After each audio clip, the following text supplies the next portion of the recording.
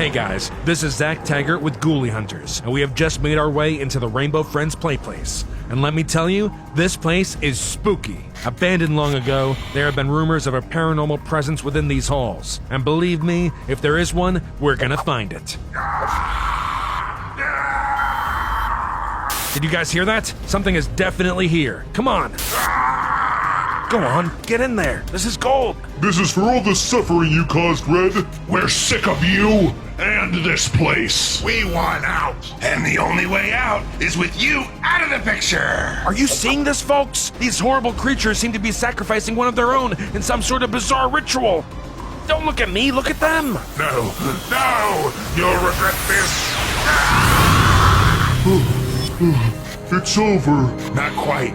Look, Oh my god, they saw us! looks like it's your unlucky day.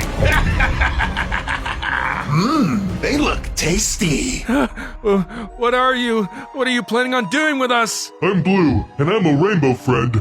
All I want to do is tell our story. You see, we're all innocent victims of the one you just saw us destroy. We were only getting revenge. Victims? You mean you're not monsters? Not at all. We might look scary, but we were once humans, just like you.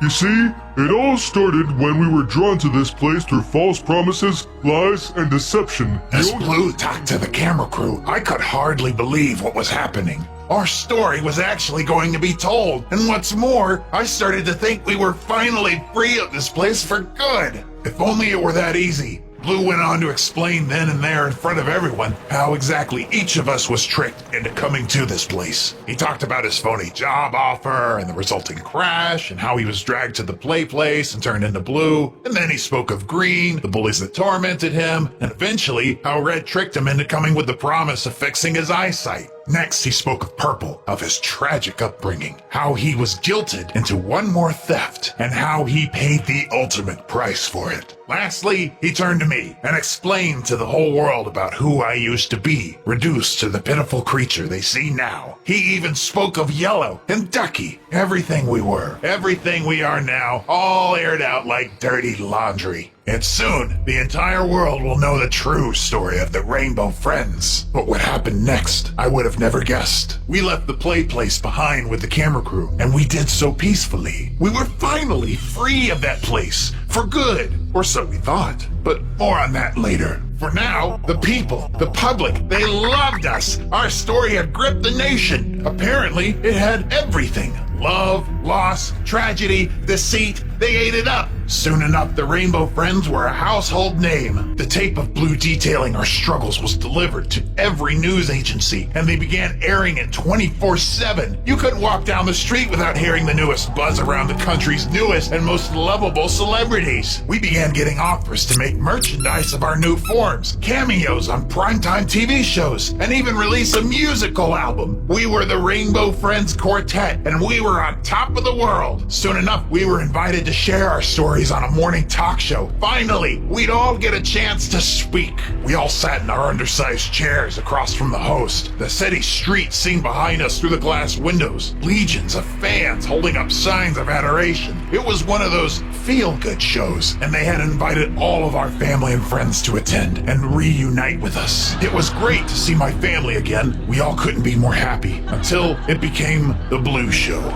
Every time the host asked a question, Blue would jump right in to answer it. The rest of us hardly got a word in. Everyone began to associate us as Blue and the Rainbow Friends, as if he was above us, or some sort of leader. Chants of, "We love you, Blue," and "You're an inspiration, Blue," were heard from the crowd. It shouldn't have bothered me, but it did. We all suffered the same as him, so why should he get all the fame and glory? My thoughts didn't mean much, because even Blue started to buy into his own fame. He was constantly surrounded by a group of adoring fans, much to the annoyance of the rest of us. He started wearing sunglasses and leather jackets to maintain his bad boy persona. He even started recording solo albums. What's worse, he no longer seemed all that friendly of a Rainbow Friend. We'd get into arguments often, until one day he snapped. He told us that he was a Rainbow Friend no longer, and that he was above the rest of us, and would make his own way in the world. Fine, I said in response, but deep down,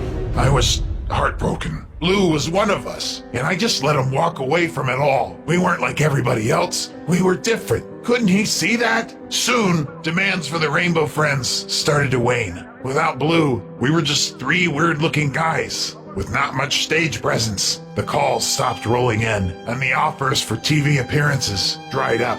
We were at rock bottom. Blue, on the other hand, was soaring higher than ever. He had his own sitcom launch and even got a role in one of those big-budget superhero movies. I didn't envy the yellow spandex, but I would be lying if I said I wasn't jealous for the attention. People used to love me for my ability to eat. It was a big deal. The biggest guy in the room. Now, I'm just one of an assortment of freaks, and even then, my star was falling fast. I knew that I needed to bring Blue back into the fold for me to be in the spotlight again. So, I orchestrated a bit of a trick. I managed to convince one of the big shows that we were going to do a genuine reunion of the Rainbow Friends live on air. People love a good reunion after all. The network executives ate it up. They only had one condition. Blue had to be there. I told them that of course he'd be there. He orchestrated it. In truth, I just tricked Blue into coming under the false pretense of a big meeting for a multi-picture movie deal. When he got to the studio and saw the three of us and a large audience waiting in anticipation, he wasn't very happy. Nevertheless, he was still a professional and the audience still loved him, so he sat and begrudgingly played along. Everything was going great until all of a sudden it wasn't. I don't know what started it exactly. Stop! Before we watch the ending, did you know that less than 15% of you are subscribed to the channel? That's crazy! Do yourselves a favor and hit that subscribe button so you never miss out on more awesome Rainbow Friends content. Alright, back to the video.